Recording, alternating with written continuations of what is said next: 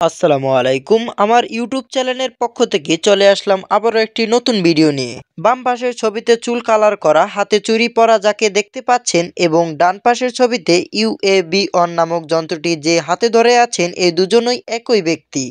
হ্যাঁ, আমি বলতে যাচ্ছিলাম জাইরা লোক রায়হানের কথা, যাকে ফুসকা গান বা হুররে র‍্যাপ সং গানের শিল্পী হিসেবে চিনেন সকলে।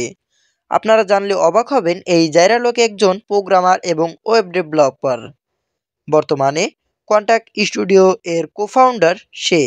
ইভেন্ট এই ছেলে স্ক্রাবেল আর্ট নামক একটি আর্টিফিশিয়াল ইন্টেলিজেন্ট আর্ট এবং কম্পিউটার রোবট তৈরি করেছেন। সে একজন দক্ষ সফটওয়্যার ডেভেলপার। কিন্তু কেন সে ছাত্রী হয়ে গেল? নিজের পজিশনটা অনেক ভালো ছিল, কিন্তু সে রুচিহীন পোশাক, নিজের লুক এবং আপত্তিকর লিরিক্স নিয়ে কেন গান গাইলো? আমি যতটুকু বুঝতে পারলাম, তার চ্যানেলে আমি গিয়েও ছিলাম। সে কয়েকটি ভালো ভিডিও বানিয়েছে এবং ভিডিওগ্রাফি এডিট খুব অসাধারণ ছিল। এই ফুসকা গান বাদে বাকি গানগুলো ভালো মানের ছিল, কিন্তু ভাইরাল হয়নি। মূলত সে অনেক কষ্ট করেছে, কিন্তু যখন দেখতে ছিল ভালো জিনিস মানুষ পছন্দ করে না, তখন সে এরকম রুচিহীন একটা গান গেয়ে ভাইরাল হয়ে গেল। সে প্রমাণ করে দিল এই যুগে মানুষ ভালো জিনিস পছন্দ করে না, পাবলিসিটির জন্যই সে এরকম কাজ করেছে।